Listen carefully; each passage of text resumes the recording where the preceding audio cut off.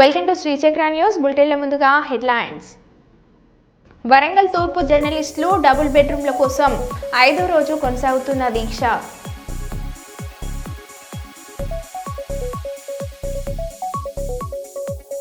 విశాఖ జిల్లా Gajuwaka TNR function హాల్లో గాజువాక మాజీ శాసనసభ్యులు తిప్పల నాగిరెడ్డి మీడియా సమావేశం.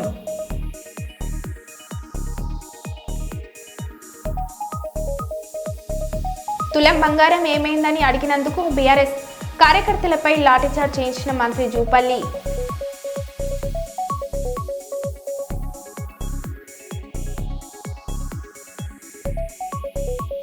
అంతర్జాతీయ ఫైర్ దినోత్సవం సందర్భంగా పాఠశాల విద్యార్థులకు అవగాహన కార్యక్రమాన్ని నిర్వహించిన అగ్నిమాపక సిబ్బంది.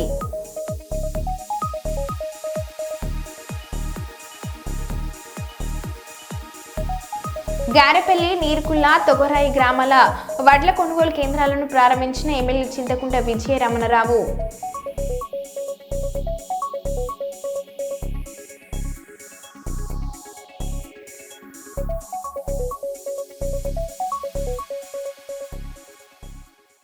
ఇక వివరాల్లోకి వెళ్తే, కర్నూలులో గుడ్ ఫ్రైడేను క్రైస్తవులు భక్తి శ్రద్ధలతో జరుపుకున్నారు. జిల్లా వ్యాప్తంగా అన్ని ప్రార్థన మందిరాల్లో క్రైస్తవులు గుడ్ ఫ్రైడేను పురస్కరించుకుని ప్రత్యేక ప్రార్థన చేశారు. కోల్సు సెంటినర్ చర్చ్ అధ్యక్షుడు ఏడీఏ లింకన్ గుడ్ ఫ్రైడే విశిష్టతను వివరించారు. అంధకారమైన లోకాన్ని వెలుగులోకి తీసుకుని వచ్చేందుకు యేసుక్రీస్తు తన ప్రాణాలను త్యాగం చేసి 3 రోజుల తర్వాత తిరిగి లోకానికి వస్తారని వారు తెలిపారు. ఈ కార్యక్రమంలో సిసి చర్చ్ అధ్యక్షుడు ADA Lincoln, secretary John Wilson, పాస్టర్లు reverend SJ Jeevan Rao, R Anil Kumar, Samuel, Good Friday Easter committee chairman Samsung Paul, secretary R Pramod Babu తదితరులు పాల్గొన్నారు. అందరికీ ఉద్దేశించి మేము గ్రీటింగ్స్ తెలియజేస్తున్నాం. శుభ శుక్రవారం యొక్క శుభములు వారికి తెలియజేస్తున్నాం. మరి ఈరోజు జరిగేటువంటి ఈ కార్యక్రమం శుక్రవార కార్యక్రమం అది అద్భుతమైన రీతిలో మరి ప్రపంచవ్యాప్తంగా జరుపుకుంటారు. ఈ శుభ శుక్రవారం మరి మా సంఘంలో కూడా దాదాపు మరి 3000 మంది మరి ఈ కార్యక్రమానికి హాజరై మరి దేవుణ్ణి మహిమపరుస్తారు. ఈరోజు శుభ శుక్రవారం అనగానే మరి యేసు ప్రభు ప్రపంచ మానవాళి కొరకు ఈ లోకములో మానవులందరి కొరకు తన ప్రాణాన్ని అర్పించి అందరినీ పాప విముక్తులుగా చేయడానికి ఆయన సిలువలో చేసిన బలియాగాన్ని గుర్తు చేసుకుంటూ ఈ శుభ శుక్రవారాన్ని మేము జరుపుకుంటాం. ఈ శుభ శుక్రవారాన్ని జరిపేటువంటి సందర్భంలో యేసు ప్రభు లోకము కొరకు తన ప్రాణములను పెట్టి పాపబంధకములో ఉన్నటువంటి ప్రతి వారిని రక్షించి తిరిగి 3వ దినాన యేసు ప్రభు పునరుత్థానుడై లేచి ఈస్టర్ కార్యక్రమాన్ని కూడా మేము జరిగించుకుంటాం. కాబట్టి మా విశ్వాసం ఏంటంటే మేమందరం మరి యేసు ప్రభులో ఉన్నటువంటి ప్రజలు మరి లోకంలో ఉన్నటువంటి పాపలు మరి వారి లోకంలో ఉన్న లోకమంతా కూడా పాపంలో కొట్టుమిట్టాడుతున్న సమయంలో లోకానికి ఒక ఆశాజ్యోతి, ఒక ఆశాకిరణం, ఆ పాప బంధకాల నుంచి విడిపించడానికి యేసుప్రభు ఈ లోకానికి వచ్చాడు. తన మరణము ద్వారా ఈ లోకాన్ని పాపం నుంచి విముక్తి చేస్తాడు అని మా విశ్వాసం. అలానే ఎవరైతే యేసుప్రభుని విశ్వసిస్తారో వారందరూ నిత్య జీవంలోకి మరి పరలోక రాజ్యంలో చేరతారని, తిరిగి పునరుత్థానం అవుతారని యేసుప్రభు ఈ రోజు జరిగించినటువంటి ఈ బలియాగం అంతం కాదు, ఇది ఆరంభం మాత్రమే.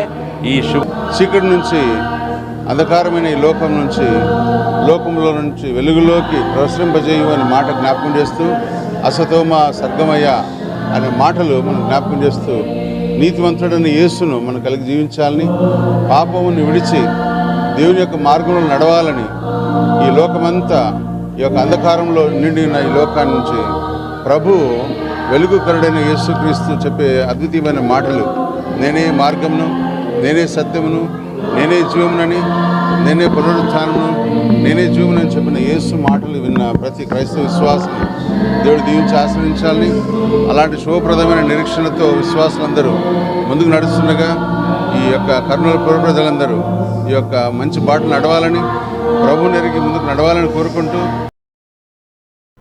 వరంగల్లో తూర్పు జర్నలిస్టులు డబుల్ బెడ్రూమ్ల కోసం 5వ రోజు కొనసాగుతున్న దీక్ష. వరంగల్ దేశేపేట లక్ష్మీ టౌన్షిప్లో నిరాహార దీక్ష చేస్తున్న వరంగల్ జర్నలిస్టులు ఇవ్వాలి ఇవ్వాలి ఇవ్వాలి ఇవ్వాలి వరంగల్ తూర్పు జనరల్ ఐక్యత వరంగల్ తూర్పు జనరల్ ఐక్యత వరంగల్ తూర్పు జనరల్ ఐక్యత వరంగల్ తూర్పు జనరల్ ఐక్యత ఇవ్వాలి Kurnool cloth merchant association president Saibaba Abdullah వెల్లడి వ్యాపారం జరగక షాప్ రెంట్ కట్టలేకపోతున్నాం. అనంత కాంప్లెక్స్ షాపుల యజమానుల ఆవేదన. కర్నూలు మున్సిపల్ కార్పొరేషన్ పరిధిలో అనేక చోట్ల వేసిన సీసీ రోడ్లు, మురుగు కాల్వలు నాసిక రకంతో నిర్మించినట్లు తేట తెల్లమవుతున్నాయి. అయితే కర్నూలు పాత బస్టాండ్ పరిధిలో సాయిబాబా టాకీస్ నుంచి బొంగుల బజార్కు వెళ్లే దారి వేసిన వేడాదికే కంకర తేలడం, గుంతలు పడడంతో పాదచారులు, వాహనదారులు, షాప్ యజమానులు తీవ్ర ఇబ్బందులు పడుతున్నారు. రోడ్డు డ్యామేజ్ అయిందని కనకరించి రోడ్డు వేయాలని Kurnool cloth merchant association president Rachapudi Saibaba, secretary DS అబ్దుల్లాలు కోరుతున్నారు. అయితే మంత్రి టీజీ భరత్ రోడ్డు వేస్తానని ప్రామిస్ చేయించినట్లు వారు వెల్లడించారు.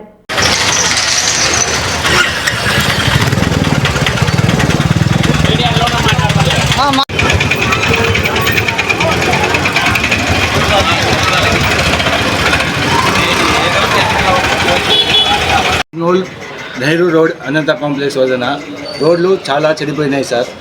రోడ్లు సరిగా లేనందుకు పబ్లిక్ కానీ కస్టమర్స్ కానీ ఈ బజారు నందు రావటమే లేదు. దానివల్ల మేము మా అంగడి బాడిగలు కానీ మా వ్యాపారం చాలా జారిపోయినాయి. గిరాకు రావటం లేదు. ఆ రోడ్లని మున్సిపాలిటీ వాళ్ళని కానీ ప్రభుత్వం కానీ మేము వినియోగిస్తున్నాము. మీరు రోడ్లు బాగు చేసి మాకు సహకరించవాలని అని కోరుకుంటున్నాము. నేను కర్నూలు క్లాత్ మర్చెంట్ అసోసియేషన్ మెంబర్గా మాట్లాడుతున్నాను. నా పేరు పంకజ్ కుమార్ జైన్ సార్. నమస్కారం అండి. నేను Kurnool cloth merchant association secretary DS Abdullah మాట్లాడుతున్నాను. గత 4 సంవత్సరాల కిందట ఇక్కడ కొత్తగా రోడ్డు వేశారండి. కానీ ఆ రోడ్డు వేసినప్పుడు కూడా 1 నెల 2 నెలల దాకా ఈ రోడ్డు వేస్తే మనకు అందరికి బాగా ఉపయోగం ఉందండి. అందరు షాప్ వాళ్ళు వ్యాపారం లేకున్నా ఆ రోడ్డు బంద్ అయితే కూడా వ్యాపారం దెబ్బతిన్నా మనకు రానున్న రోజుల్లో బాగా ఉపయోగంగా ఉంటుందని ఆశించి చాలామంది వ్యాపారం లేకున్నా అలాగే ఉన్నారు షాపులలో. కానీ ఇప్పుడు ఆ రోడ్డు వేసిన తర్వాత 1 సంవత్సరం కూడా బాగలేదు. రోడ్డు అంతా కంకర తేలి బయట రోడ్డు వచ్చేసి వానలు పడితే నీళ్లు నిలబడి పబ్లిక్ జనాలు నడుస్తుంటే ఎక్కడ గుంత ఉందో తెలియదు. ఆ వాటర్ మురికి వాళ్ళని వాటర్ అంతా జనాల మీద పడి కొందరు కింద పడి కాళ్ళు చేతులు కూడా ఇరుక్కున్నారు. కొన్ని చిన్న రాళ్ళు టైర్లకు తగిలి వచ్చి అద్దాలు కూడా తగ్గుతున్నాయి. ఇలాంటి సంఘటనలు చాలా జరిగినాయి ఇక్కడ. కానీ అప్పటి నుంచి ఇప్పటి వరకు ఎవరు ఏం పట్టించుకోలేదు. కానీ ఇప్పుడు మనము మన టీజీ భరత్ గారి మంత్రివర్యులు టీజీ భరత్ గారి ఆధ్వర్యంలో మేము విన్నపించడం ఏమంటే మనకి ఈ రోడ్డు బాగా చేయించి మనకు ఉపయోగంగా వచ్చినట్టు చేయాలని ఆశిస్తున్నాం. నమస్కారం అండి. మేము నెహ్రూ రోడ్ నుంచి Kurnool cloth merchant association president Rachamadugu Saibaba గారిని మాట్లాడుతున్నాను. గత కొద్ది కాలంగా అంటే దాదాపు 4 సంవత్సరాల ముందు ఈ రోడ్డు వేయడం జరిగింది. ఈ రోడ్డు వేసిన తర్వాత 1 సంవత్సరము 2 నెలల లోపలనే రోడ్ అంతా స్మాష్ కావడం జరిగింది. అది ఎందుకు జరిగిందో స్టీరింగ్ లేకనా మళ్ళా కాంట్రాక్టర్ ప్రాబ్లమా అది మనకైతే తెలియకుండా కూడా 2-3 సార్లు మున్సిపాలిటీ కూడా కంప్లైంట్ ఇవ్వడం జరిగింది. ఎందుకంటే వానాకాలం వస్తే ఎక్కడ గుంటుందనే తెలియదు, ఎక్కడ రోడ్డు ఉన్నాయని తెలియదు. ప్రజలు చాలా ఇబ్బందికరంగా ఉన్నారు. ప్రజల కొరకు మేము టీజీ భరత్ గారికి ఒక రిక్వెస్ట్ పెట్టడం జరిగింది. వారికి చెప్పడం కూడా జరిగింది. అది వరకు చెప్తే వాళ్ళు మీకెందుకు, నేను వచ్చిన తర్వాత మీకు చేస్తానని చెప్పేసి మాకు ప్రామిస్ చేయడం జరిగింది. కానీ వారికి కూడా విన్నవించుకుంటున్నాం ఏమంటే, మీ చంద్రబాబు నాయుడు గారు గవర్నమెంట్లో మాకు ఈ ప్రజల వద్దకు పాలన అనేది మీరు చాలా చక్కని ఆర్గనైజేషన్ చేస్తున్నారు కాబట్టి మీరు మాకు కనికరించి ఈ రోడ్డును డెవలప్ చేస్తారని చెప్పేసి ఈ ఇంతకుముందు మన మసీద్ రాధాకృష్ణ డైరెక్టర్ మసీద్ కాడ నుంచి కింద ఎలుపు ఐరన్ మాటి వరకు రోడ్ అంతా స్పాయిల్ అయిపోయింది. అదొక్కటి చేస్తారని చెప్పి సభాముఖంగా తెలుసుకుంటాను. నేషనల్ హెరాల్డ్ కేసు ఛార్జ్షీట్లో అక్రమంగా సోనియా గాంధీ, రాహుల్ గాంధీ పేర్లను చేర్చడాన్ని నిరసిస్తూ టీపీసీసీ ఆదేశాల మేరకు రామగుండం ఎమ్మెల్యే రాజ్ ఠాకూర్ సూచనల మేరకు 8వ కాలనీ కాంగ్రెస్ పార్టీ అధ్యక్షులు గుండెట్టి రాజేష్ ఆధ్వర్యంలో ఈరోజు ఉదయం స్థానిక 8వ కాలనీ ప్రధాన రోడ్లో నిరసన కార్యక్రమాన్ని పెద్ద ఎత్తున జరిగింది. ఈ సందర్భంగా జిల్లా కాంగ్రెస్ పార్టీ ఉపాధ్యక్షులు మారపల్లి రాజిరెడ్డి శంకర్ నాయక్ మాట్లాడుతూ కాంగ్రెస్ పార్టీ అగ్రనేత రాహుల్ గాంధీకి పెరుగుతున్న జనాదరణ ఓర్వలేక ఈడీ ఛార్జిషీట్లో సోనియా గాంధీ, రాహుల్ గాంధీ పై అక్రమ కేసులు పెడుతూ కాంగ్రెస్ పార్టీని బలహీనపరిచే ప్రయత్నం చేస్తున్నారని మాట్లాడారు.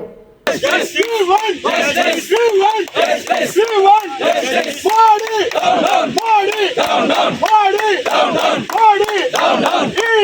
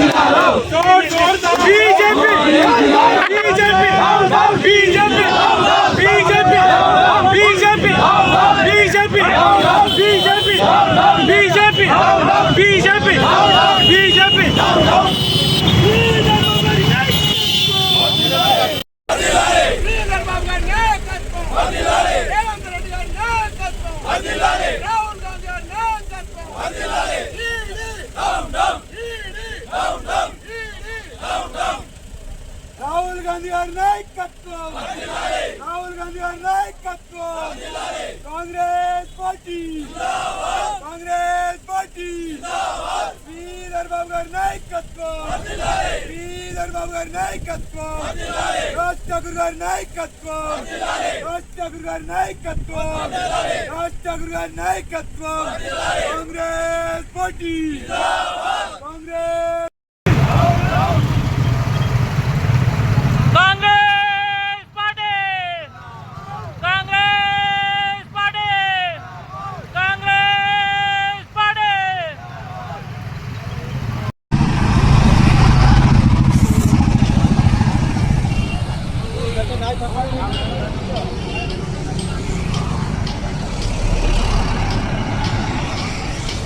చిత్తూరు జిల్లా కుప్పంలో దారుణం. కుప్పంలో రౌడీ షీటర్ వీరంగం.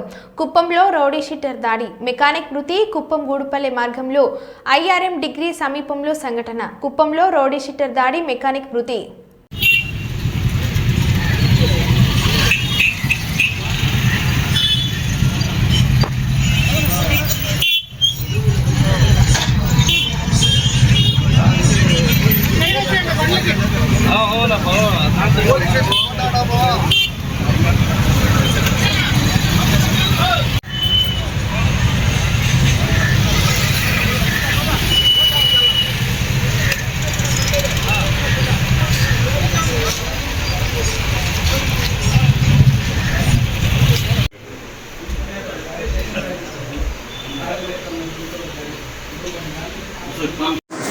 పరిగెత్తే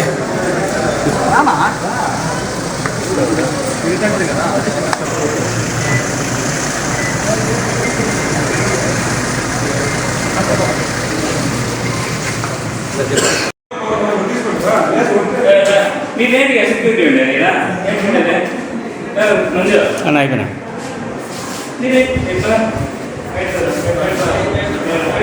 ప్రపంచ మానవాళికి ప్రేమ, శాంతియుత మార్గాలను బోధించిన లోకరక్షకుడు యేసు క్రీస్తు జగతి శాంతి సందేశం ఇచ్చేందుకు తన రక్తాన్ని చిందించి శిల్వ వేయబడిన ఆ మహనీయుడి త్యాగానికి ప్రతీక ఈ గుడ్ ఫ్రైడే. గోదార్ఖని పారిశ్రామిక ప్రాంతంలో క్రైస్తవ సోదరిమణులు గుడ్ ఫ్రైడేను భక్తి శ్రద్ధలతో ఆచరించారు. ఇక్కడ చర్చిల్లో ప్రత్యేక ప్రార్థనలు నిర్వహించారు. శిల్వపై యేసుక్రీస్తు పలికిన 7 మాటలను స్మరించుకున్నారు.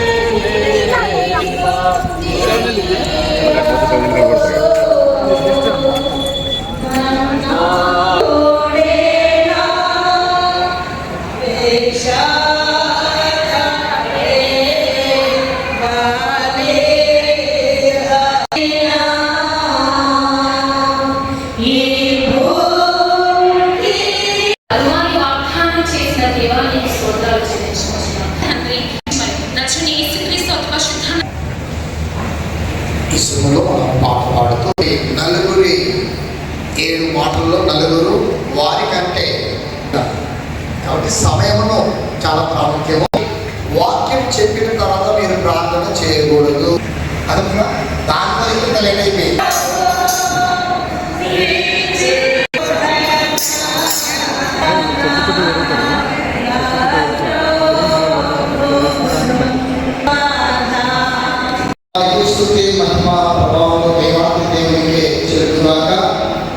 ఈ ప్రపంచ దేశము ఎంతో భక్తి శ్రద్ధలతో ఎదురు చూస్తున్నటువంటి శుభదినము, శుభగడియ గుడ్ ఫ్రైడే, మంచి శుక్రవారం.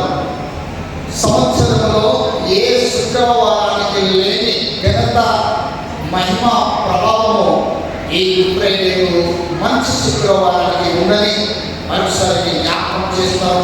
ఎందుకంటే లోక మానవాళి కొరకు ప్రభువైన యేసుక్రీస్తుల వారు ఆయన శిలువ మరణము పొందుట కొరకే పరలోకము నుండి భూలోకానికి ఆయన దిగి వచ్చారు. మానవుడు చేసిన తప్పిదములు, మానవుడు చేసిన పాపములు, మానవుడు చేసినటువంటి ప్రతి నీచమైన క్రియ కొరకు ఆయన బలియాగమయ్యారు యేసు ప్రభువు వారు. అందుకొరకే నీ గొర్రె పిల్ల రక్తం వల్ల కానీ, మేక పిల్ల రక్తం వల్ల కానీ పాప విమోచన లేదు. నీ అందరి వరకు లోక పాపాలు మోసుకుని దేవుని గొర్రె పిల్లగా నేనే చనిపోతున్నానని యేసు ప్రభువు వారు చెప్పి ఆయన చివరి సమయంలో ఆ శిలువ మీద 7 మాటలు పలికి ప్రపంచానికి గొప్ప సూక్తిని చెప్పినటువంటి వారు మన ప్రభువైన యేసుక్రీస్తు వారు. ఈ గుడ్ ఫ్రైడే గురించి అందరూ కూడా తెలియజేసిన కాదు, కానీ ఈరోజు మనం తెలియనటువంటి మంచిని చేకూర్చుకొని, మంచిని చేపట్టి మనందరం కూడా యేసు ప్రభువు అనే ఆయన సాక్షులుగా, ఆయన బిడ్డలుగా జీవించాలని ప్రభువు కోరుకుంటున్నారు. అలాంటి కృప పరిశుద్ధాత్మ దేవుడు మనందరికీ దయచేయుగాక. ఆమేన్. భూ వివాదాలకు తావు లేకుండా రైతుల మేలు కోసం చారిత్రాత్మక మార్పుతో భూభారతి చట్టం చేసినట్లు జిల్లా కలెక్టర్ కోయ శ్రీహర్ష పేర్కొన్నారు. పెద్దపల్లి జిల్లా ఎన్టీపీసీ మిలీనియం హాల్లో భూభారతి చట్టంపై అవగాహన కార్యక్రమానికి ఆయన ముఖ్య అతిథిగా హాజరయ్యారు. భూభారతి చట్టం రైతుల చుట్టం నినాదంతో రాష్ట్ర ప్రభుత్వం భూ సమస్యల సత్వర పరిష్కారానికి చారిత్రాత్మక మార్పు తీసుకువచ్చినట్లు కలెక్టర్ తెలిపారు. ధరణిలో సమూల మార్పులు చేసి భూ వివాదాలు లేకుండా రిజిస్ట్రేషన్లు సులభతరం చేసినట్లు ఆయన వివరించారు. భూమి హక్కుల రికార్డులో తప్పుల సవరణ, పట్టాదార్ పాస్ పుస్తకాల్లో భూమి మ్యాప్ చేర్చినట్లు ఆయన తెలిపారు. రైతులందరి సమస్య, ఎలాంటి సమస్య ఉన్నా అది ఈజీగా తీరిపోయే విధంగా అవగాహన కలిగించాలనే ఆకాంక్షతో మీ అందరినీ ఇక్కడికి పిలిపించడం జరిగింది. మీరందరూ అవగాహన చేసుకొని మీరు మీ చుట్టుపక్కల ఉండేవాళ్ళు మీకు తెలుసు. ప్రతి అమతానికి ప్రత్యేక గుర్తింపు సంఖ్య, అనుమానాలకు తావులేని హక్కుపత్రం కూడా వ్యవసాయ రంగానికి పటిష్ట భూమిక. ఈ పెద్ద మొబైల్ యాప్ భూ వివరాల శోధనకు సౌకర్యవంతమైన యాక్సెస్ తో మొబైల్ యాప్ భూభారతిలో 2 ప్రధాన భాగాలు మాడ్యూల్స్ మాత్రమే ఉన్నాయి. అంటే ఎంత ఈజీగా చేశారు చూడండి రాష్ట్ర ప్రభుత్వం. Simple thing. కాబట్టి మీరందరూ తీసుకొని అందరికి తెలియజేస్తారని కోరుతూ ముందుగా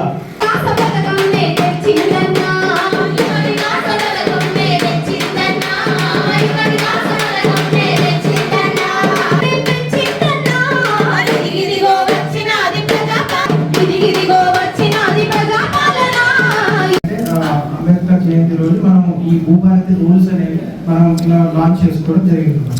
just give a context. Generally చట్టం చేశాక మళ్ళీ చాలా టైం తీసుకుంటారు.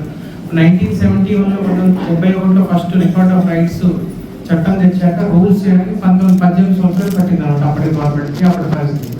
సో ఆ రూల్స్ అనేది లేకపోతే మనం ఎట్లా పనిచేస్తామనేది తెలియదు. ఫర్ ఎగ్జాంపుల్ ఒక పర్సన్ నుంచి ఇంకో పర్సన్ భూమి రావాలంటే చట్టం ఏం చెప్తుంటే రిజిస్ట్రేషన్ చేసుకోవచ్చు, లేకపోతే విరాసత్ చేసుకోవచ్చు అని చెప్తారు.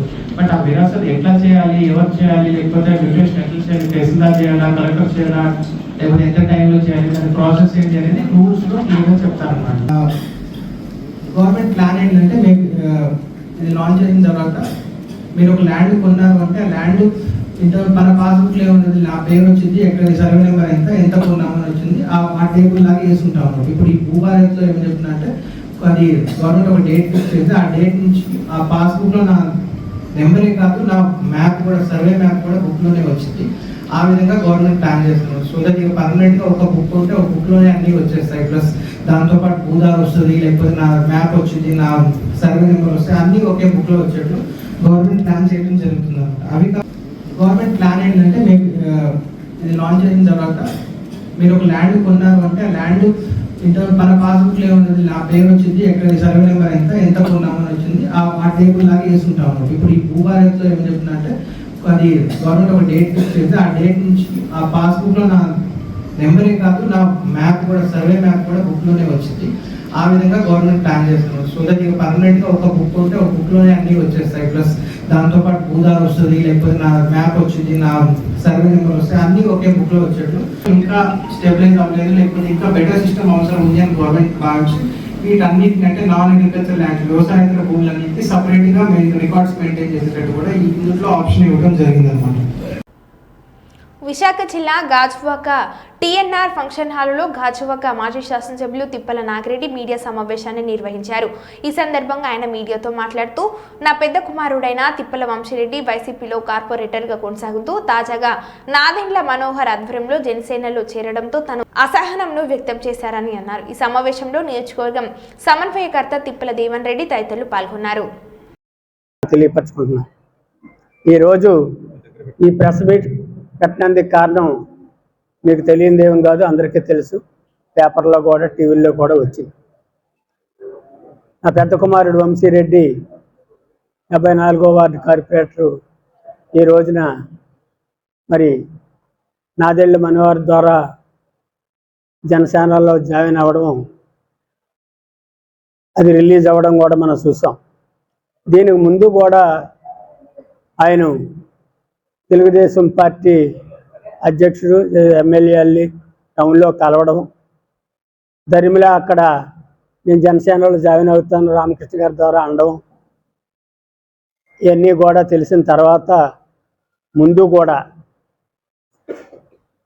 తప్పుడు పని చేయొద్దు బాబు, నేను బ్రతుకున్నంతకాలం, నా బంధులో ప్రాణం ఉన్నంతకాలం రెండో పార్టీకి మీరు వెళ్ళడం కానీ మీ ఇద్దరు అందములు విడిపోవడం కానీ మంచిది కాదని శుక్రవారం నాడు మా ఆవిడ అన్నది. ఈరోజు అలాంటి మాట్లాడకని శుక్రవారం నాడు ఆడి ఇంటికి వెళ్ళి ఎట్టి పరిస్థితుల్లో పార్టీ మారకు, నన్ను బ్రతుకున్నంత వరకు కలిసికట్టుగా ఉండాలా, వైఎస్ఆర్ పార్టీ ఉండాలా అని చెప్పాను.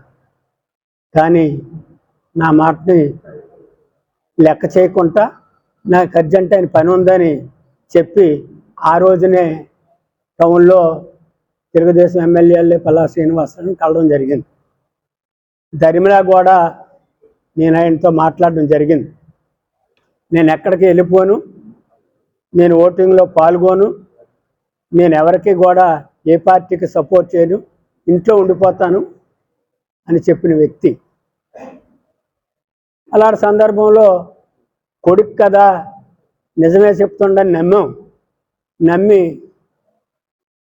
మరి సజ్జల రామకృష్ణారెడ్డి గారు అయితే అడిగారు, నాగిరెడ్డి గారు అప్పటికప్పుడు తీసుకున్న నిర్ణయం అని మేము అనుకోవట్లేదు, ముందుగానే ఏదో ప్లాన్ చేసుకున్నట్టున్నాడు, మీ నోట్స్లో లేకపోవచ్చు కానీ అన్నాడు. నేను అడిగాను, ఎక్కడికి వెళ్ళను, ఇంట్లోనే ఉంటాను అన్నాడు.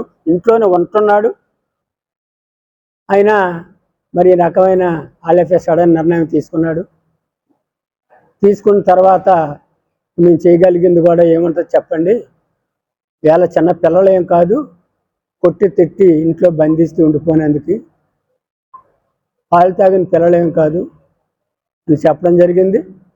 మా ప్రయత్నాలు మేము లాస్ట్ మినిట్ వరకు చేస్తామని చెప్పి నిన్నటి వరకు ప్రెస్ మీట్ పెట్టమని చాలామంది పెద్దలు, వైస్ ఛాన్సలర్ లాంటోళ్ళు, రిటైర్ అయిన ప్రొఫెసర్ లాంటోళ్ళు చెప్పినప్పటికీ, మా క్యాడర్ చెప్పినప్పటికీ చూద్దాం లాస్ట్ మినిట్ వరకు నేను వెళ్ళాను అన్నాడు కదా, ప్రెస్ మీట్ పెడితే నేను వెళ్ళకముందే ప్రెస్ మీట్ పెట్టి మా నాన్న మాట్లాడాడు, అందుకే నేను వెళ్ళిపోయానని ఆ అపవాదుగా నేస్తాడేమని నిన్నటిదాకా ఓపికగా ఉన్నాం. మరి అటు ధర్మశ్రీ గారు కానీ, ఇటు గురుమూర్తి రెడ్డి కానీ, ఇటు నేను కానీ, మా దయాలన్నయ్య కొడుకు రెండోవాడు అప్రసవం కానీ, మా అబ్బాయి దేవన్ కానీ అందరం కూడా వెళ్ళి ఎన్నిసార్లు బతిమాలిలా అతనిలో మార్పు అయితే రాలేదు. అందరినీ కూడా తిట్టడం మొదలుపెట్టాడు. ఇంకా తిట్ల పురాణం వినలేక సర్లే ఇంకడు ఎలాగా మన మాట వినేటట్టు లేడని వదిలేయడం జరిగింది. ఇప్పుడు పరిస్థితి ఏంటంటే జగన్మోహన్ రెడ్డి గారు మా కుటుంబానికి చేసిన సేవకి అంటే ఇచ్చిన గౌరవానికి మాకు ఇచ్చిన అవకాశానికి మేము ఆయనకు రుణపడి ఉన్నాం. కానీ ఈవేళ మేము జగన్ గారి ముఖం చూడలేక నేను ఆయన దగ్గరికి వెళ్ళలేని పరిస్థితి నా కొడుకు వల్ల జరగడం నాకు చాలా విచారకరం, దురదృష్టకరం అని కూడా చెప్తున్నాను. చాలామంది వెళ్ళిపోతున్నారు కదా అన్నారు. అందరూ వైఎస్ఆర్ పార్టీ కార్పొరేట్లు వెళ్ళిపోయి నువ్వు వెళ్ళకూడదు. ఎంతమంది వెళ్ళిపోయారా, ఎంతమంది ఉన్నారో నాకు అనవసరం. నా కొడుకుగా నువ్వు వెళ్ళకూడదని ఎన్ని చెప్పినప్పటికీ వినిపించుకోలేదు. మరి వినిపించుకోలేనప్పుడు కొట్టి తిట్టి చెప్పినందుకు నా వయసు కూడా ఇంచుమించు 75 ఏళ్ళు వచ్చింది కనుక ఇంక ఈ పరిస్థితుల్లో వాళ్ళు కొట్టి వాళ్ళ దగ్గర జీవాట్లు తిని లేకపోతే వాళ్ళ చేత కొట్టించుకునే పరిస్థితి కాదు కనుక మరి ఇంకెందుకన్నా చేయలేక జగన్మోహన్ రెడ్డి గారికి ఇచ్చిన ఆ రుణం తీర్చోలేపను, అతనికి రుణపడి ఉన్నాం, లాయల్టీగా ఉండాలా, క్రెడిబిలిటీగా ఉండాలని ఎంత చెప్పినా చెవిటోడు ముందు శంఖ ఊదినట్టుగానే నా విజ్ఞప్తిని పరిగణలోకి తీసుకోలేదు.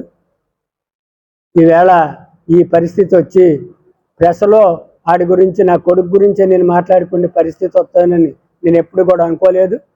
కానీ అతని క్యారెక్టరేట్ అనేది మరో బులెటిన్లో మళ్ళీ కలుద్దాం. Stay tune.